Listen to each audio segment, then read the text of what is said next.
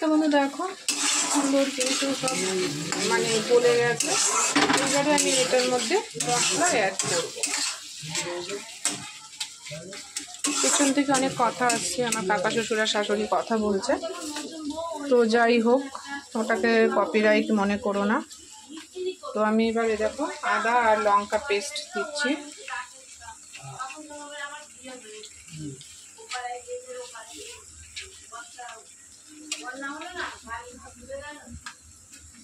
তো দেখো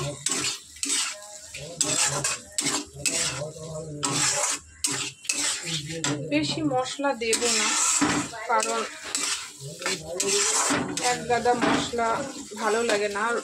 রোদের টেম্পারেচারটা না থাকলে কি হবে, একটা ব্যবসা গরম আছে,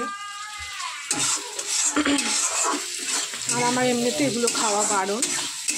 তো আমি করছি, আমি খাবো না বলে কি ঘরের কেউ খাবে না? ছেলে আছে, বর আছে, তো তাদের জন্য।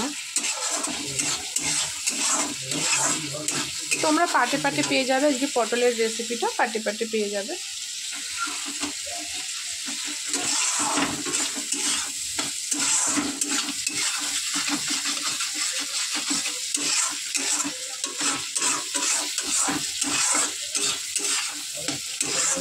তো চলো একটু জল দিয়ে আমি এটাকে ঢেকে দেবো আলুটা সেদ্ধ হওয়ার জন্য।